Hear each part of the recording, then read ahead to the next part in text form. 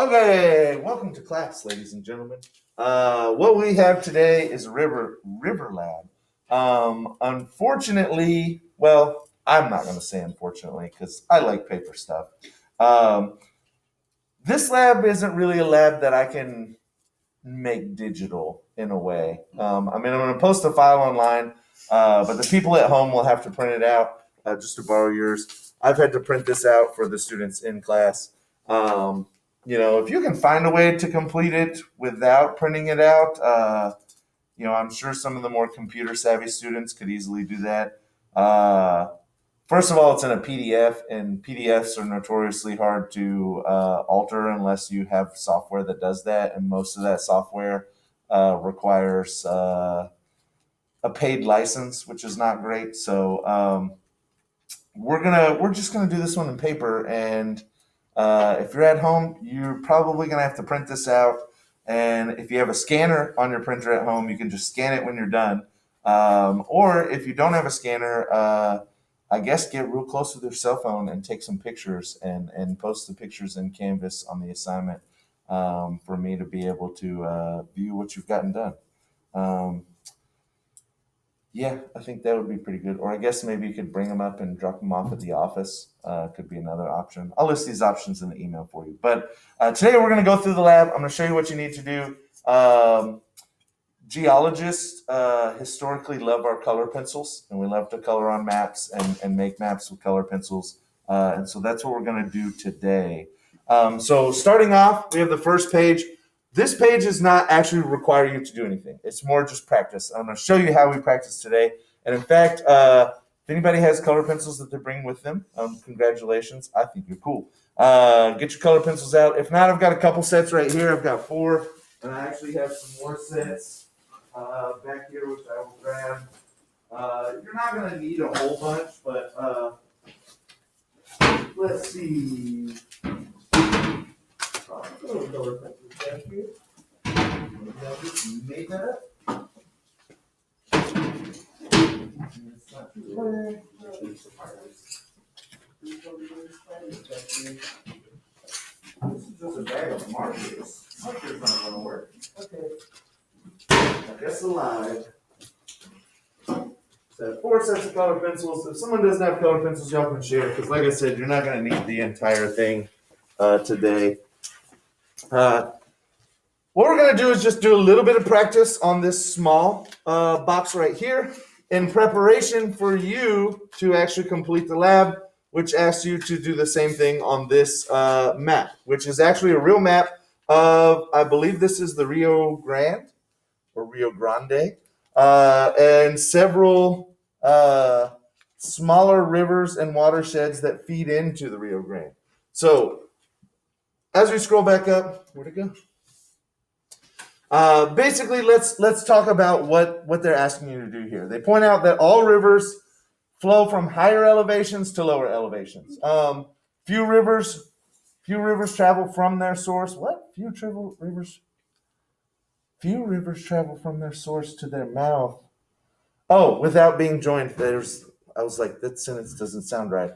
Without being joined by other streams and rivers. So basically, what they're saying. There's very few rivers that are just one straight path from beginning to end without having any branches kind of join into them.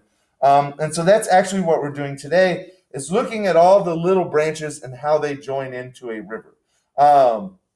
So the number of streams and rivers which join together and then enter the sea in one channel is called a river system. So for example, if you look at C here, they have letters by each of the rivers that exit this little map area.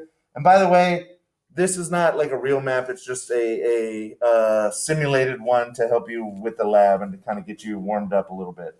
But if you look at C, we have a main river system here. And in fact, let me go ahead and switch over to the thing where I can draw, which will be nice. Pen. Let's use red for this one.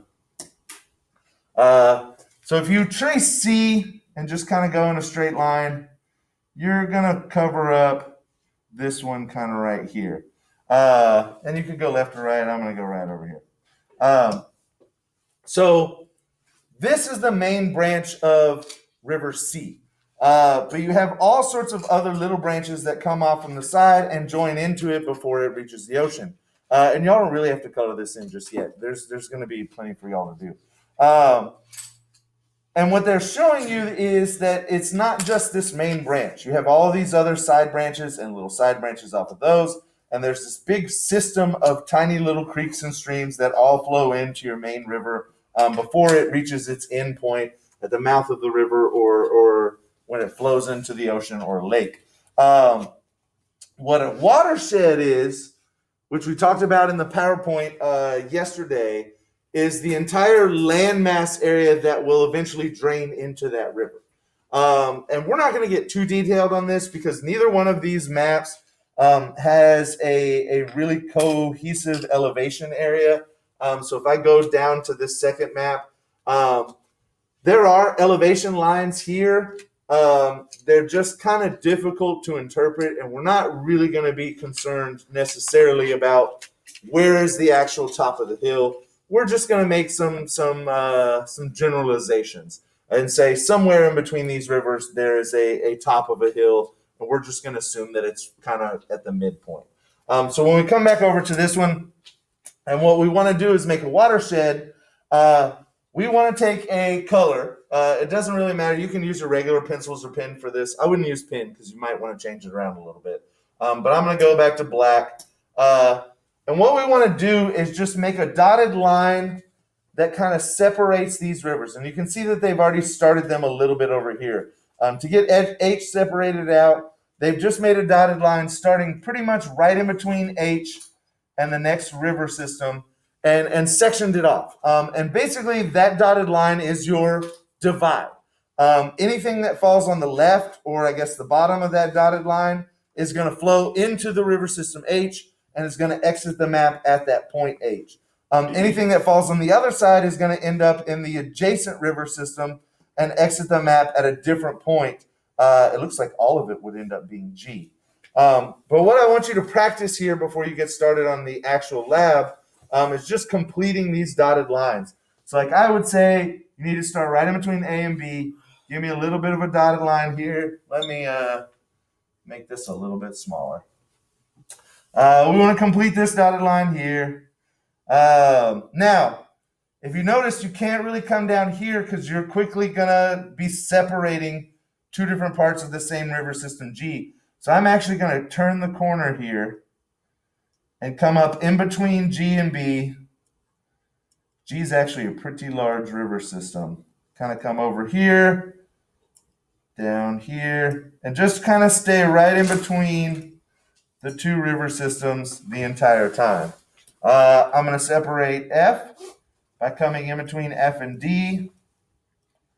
I'm going to come right in between F and E, and I'm going to come over here. And again, remember, this is not like a realistic map, so some of these things you might be like, where do I put it? Just try to section off each different river system. And imagine if I were rain falling on this map, where would I end up? What creek system would I end up in? Where would I exit the map at? So I'm going to come down in between C, this branch of C, and D. It gets kind of close here, but I'm going to squeeze right in between them and kind of come over here. And now I just have to separate C and B. I'll actually come from this point and come up. And so at this point, let me see. I think I did a pretty good job. Let me darken up some of these lines just so you can probably see it on the video. Go over this one. Nice. Yeah, so what I've done is I've separated each of these river systems out. And I've created a watershed for each of them. Where on the land, if the rain falls, is it going to end up exiting this map and entering into the ocean or lake or whatever we happen to be talking about here? So if it falls right here, it's going to end up somewhere in river system G and exit out because I have this entire area cordoned off for river system G. Even if it's way over here on the edge of the map, it's going to end up in this river. It's going to come down here and eventually make its way into the main river system of G. Same thing for F, all right here. E, all right here. D, C, B, and A. And so essentially, that's what we want you to do on the next map. Now there are instructions, so let me go back to this. So this is it looks like a lot, but it's not going to be a whole lot that you have to do. And actually, hopefully, it'll be a little bit different from stuff that you normally do. It might even be just a little bit fun. So they give you a contour. This is talking about the next page, the really complicated map. The contour map on the next page is of the Los Alamos watershed that flows into the Rio Grande. The Los Alamos area has about 10 major watersheds, and 7 of those are shown on the map. So there are 3 that aren't included on the map. It just is off the map, along with a few minor ones. So we have 7 major ones and a few minor ones. So there will be more than 7 different little rivers that you need to highlight here. Task 1. Beginning at the Rio Grande, trace each watershed with a different colored pencil or marker. Whenever the trace comes to where 2 streams meet, you should trace the longest stream first, which, by the way, is a good habit to get into, but it doesn't really matter. As long as there's a branch, you're going to end up coloring both of them. And so you can color the longest one first, and that would actually be the one that keeps the name. But you can really color either one. As long as you get both, you should be good. The longest line is called the main branch of the watershed. After the main stream is traced, go back and trace all of these streams that meet the main branch. Repeat the tracing for every stream that meets the Rio Grande. There will be 7 watersheds that have more than 1 branch and 2 small watersheds that only have 1 branch. And as you're tracing these, use a different color for each watershed. And I'm going to do a couple just to kind of show you. So that's step 1. Let me go over all the steps before I get started. Step 2. Next, with a different color pencil or marker, draw a boundary, a dotted line. And this, you could probably use black. Make sure it's something that I can visibly see. If you use a regular pencil, kind of make sure that it's dark so it's pretty visible, because there's a lot of lines on that map. Draw a boundary, a dotted line around each of the watersheds. No boundary line should cross any of the streams. All precipitation falling within the boundary line will flow to the Rio Grande. Step 2 is what we did on this first page. How we drew lines in between each one. We never crossed the river, and we separated each river from the other rivers. That's what they're asking you to do in step 2. And so that's why you can use a black colored pencil or a regular pencil if you kind of push down a little bit and make sure that you can see the dotted line. And then step 3, you're not going to do this for the whole map, just for one area, and it doesn't matter which one, you just pick it, not one of the small ones, do one of the big ones. Now, color in light green, so don't make it real dark where you can't see anything behind it. Just kind of highlight it. Color in light green the catchment area for one of the 7 major watersheds, not the whole map. Just pick one of them and color it in green. So, for example, let me actually come here. I'm going to need to go back and do a print screen so we can color over this. That should be good enough right there. Print screen. Let me come back over here. We will erase everything. Clear annotations. We will delete this and paste. Wonderful. And go back to our pen. And let's just start with the color. So you're not going to do the Rio Grande. I don't even know if it's labeled properly. This is not the best projector. I believe it says Rio Grande right here, upside down kind of. And so this long river is the Rio Grande. You're not going to color this one. You're not really going to worry about it. What you're worried about are the 7 plus 2 tiny ones, other rivers that come off of here. And so basically, let's just pick one. We'll start from bottom and go to top. I'm going to take my red. Yeah, it's kind of small here. And you're going to take your color pencil and you're going to trace over this river with a specific color. And you're going to come all the way down. See, I went to a short one. I probably should have stayed on the long one. But I can go back. hard to see now. I'm just going to trace over this all the way down until I literally run out of river. And this one goes really close to the bottom of the screen. The pin's not cooperating now. Sorry. Guess I need to calibrate. I'm going to trace all the small ones.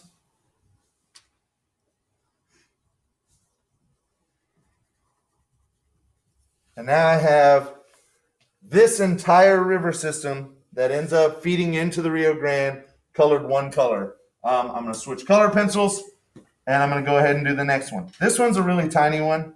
You can see it doesn't have any branches. It's just one small river system right there. Then I go to the next color, and I'm going to come down. Let me actually start from the end and come up to meet it. That works better for me. Anybody watch Bob Ross? Bob Ross is the greatest. You should watch Bob Ross. Oh, yes. Just make a happy little river. Make it whatever color you want to. So that's pretty much what you're going to do. You're going to do this for all 7. And then when you get done, you're going to go in with your black or your regular pencil. And everybody kind of watch this because it gets a little thin and it's a little different from the first page. You're going to come in and make your dotted line. And you're going to come in between these river systems. You're not going to cross any of the rivers. You're going to try to stay right in between them. This one would keep going to separate the red river and whatever color I make this next one. But I'm going to turn it back around and kind of make it come down. It's going to separate the yellow one and the orange one. And just for another example, to separate the orange and the red, I would come over here in between those. Now I have these separated. So when you have them all colored and all your dotted lines separating all the rivers, you're just going to pick one. And this is probably not going to look good because I don't think I have a way to make it kind of transparent. But you're just going to pick one and you're going to come in here and color in and kind of highlight, lightly color in a whole section of this in green to show, and you don't have to do this one, you can pick any of them, whichever one makes you happy. It's a happy little river here. Is this going to get taken down on YouTube for copyright infringement? Does Bob Ross have the Market of Happiness corner? And you're just going to color in one of these catchment areas in between all the dotted lines to show this entire area would be highlighted in like a light green color. Don't make it too dark where you can't see all the lines behind it. To show that everything in this dotted line is going to end up in that color river system and go out on the Rio Grande. Do whichever one you want. Don't necessarily do exactly like I do. But that's going to be the section for this chapter, not this chapter, this page. Color each of the 7 river systems and 2 of the small ones. Don't worry about the Rio Grande. Make your dotted lines that separate them out, and then take one of those dotted line systems and fill it in with light green. Now, let's go over the rest of the lab real quick, and then I'll leave you all alone, and you can work on it. The rest of the lab, the next page, they give you a river system. And they want you to label this. So if you look down on the page below this, it says, using a simple model of a river valley on the previous page, which, by the way, this is very simple. It looks like it was drawn by a child. Maybe one year I'll find the time to redraw it, but it is not a good drawing, as I'm sure you all can see. Color the sea dark blue. So where's the sea going to be? And always you got to think about this. If I have a river running down out of the mountains, my river runs down, it joins together to form a bigger river. I have some meanders. I have an oxbow leg, and it comes out and gets wide, almost like into a triangle. What was the triangle? It's the delta. So the delta is probably going to lead right into your sea, right? And so the sea should be down here where the river is, where the river ends, and you have your delta. Obviously, these are the mountains, so your river's always going to start in the high places and go down to the low places like the sea. We have a couple meanders here, so you might have to go back into the book to label. They want you to label the cut bank. Where's it at here? Well, they just say outside and inside bend of the meander, but the outside bend is the cut bank. The inside bend is the point bar, so you need to label those.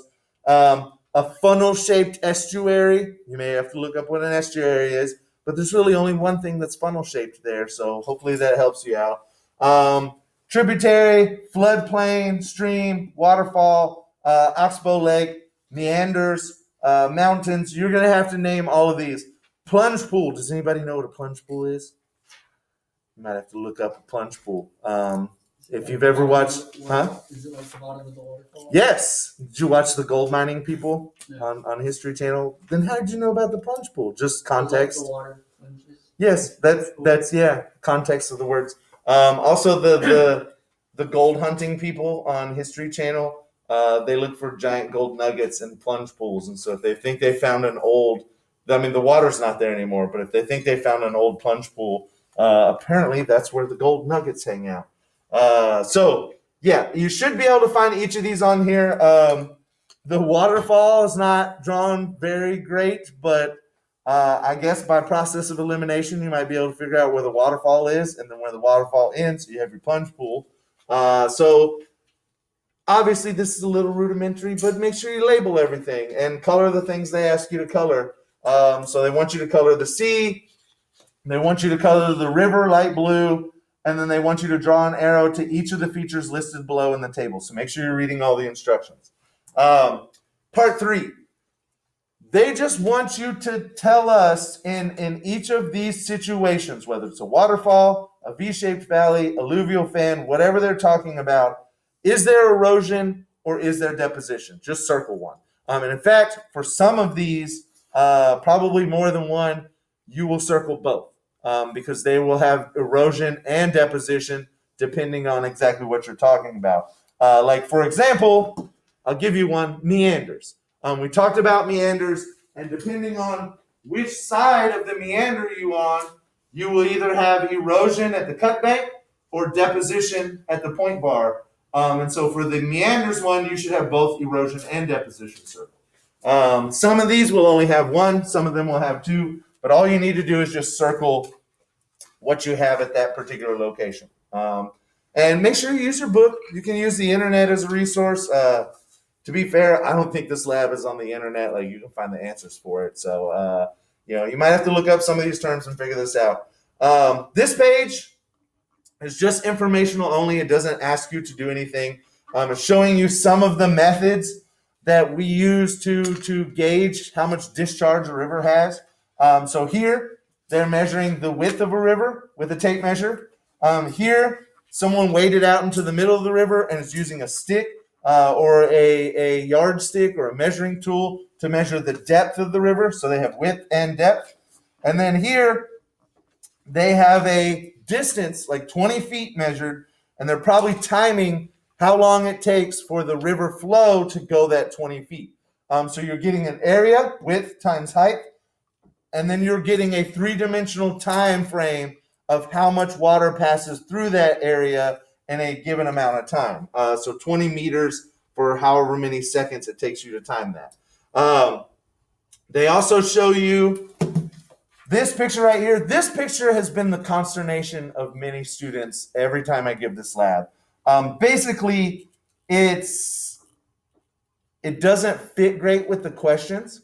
And so I want you to be a little bit imaginative and just try to use what you can from this picture. Because basically, down here, also they have you a cross cut of the river.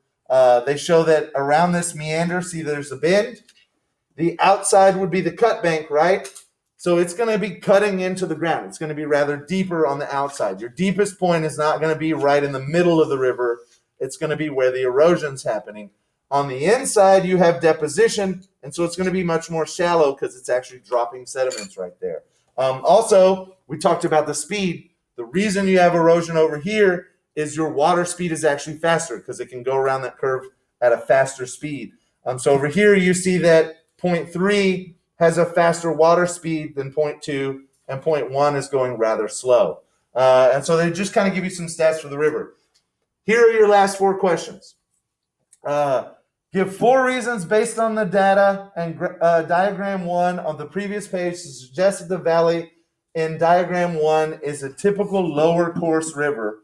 And then they do the opposite, give 4 reasons why it is not a typical lower course river. Here's the thing. Question 1 should be pretty easy because if you ask me, this is generally a typical lower course river. At the least, it's a middle course river. You have meandering. There's not a lot of branching going on. You have an oxbow lake over here. You have a wide kind of valley. The only thing you're missing for a lower course river is like a delta to show that you're at the very end. It's not really a higher course river. You don't see the headwaters. It doesn't look particularly steep in elevation change. You might have to struggle to answer the second question. One of the things I would point out, you have hills on the side, so you may not be too far away from the mountains here. There is no delta, so if it were a lower course river, you'd probably see it widening out and getting to the point where it had a delta. But to be honest, other than that, you might have to be a little creative, a little constructive. But try to get as much as you can in there to just say, and look in your book. See what your book says should be a lower course river and what kind of features you should see. And if you don't see any of those, you can list those in there. You don't have to make the argument that it is an upper course river. The lower course river is going to be a lot easier to argue for, but they ask for things that aren't typical, that suggest the valley in diagram 1 is not typical of a lower course of a river. So make sure you're using your book to kind of fit those definitions in there. Question 3 and 4 are not too difficult. What techniques could be used to gather information about this river? They show you the techniques. Up here, they show you 3 different ways to gather information about the river, and your book will give you a little bit more. You can also measure water speed and depth in different points. There's all sorts of ways that you can gather information about the river. Another thing you can mention is what type of sediments it's moving, where its head source might be. There's all sorts of things you can say about a river. And then number 4, examine the relationship between the river speed, river depth, and erosion and deposition using the CVC river fieldwork exercise data to support your exploration or explanation. Basically, give us like a summary of what's going on. On the outer part of the meander, the water's moving faster. You have erosion happening, and you can see that with the data here. On the inner part of the river, it's moving slower because it's going around a tighter curve, and you're having deposition happening. So really the only question here that should be super difficult to answer is question 2. So use some imagination, try to use the definition in the book, and try to make sure that you're listing all the things that you can. If you have any questions, let me know. I think I went over it relatively well. I will post this video online. Oh, no, I won't. I guess not. I'll make one for next class period. It stopped recording at some point in time. Thanks a lot. Is it still recording? Maybe it is. Huzzah, it is. Okay, so I will post this online for the online people. Again, probably going to have to print this out, which I know isn't great, but I don't think we'll have too many labs that you actually have to print out at home. If you have a scanner, that's great. If not, I'll give you some options on how to turn it in Canvas. So thanks for joining in today and watching my YouTube channel. Maybe swing on over to the Bob Ross website and check out some of his videos because they'll probably make you happy. Have a nice day.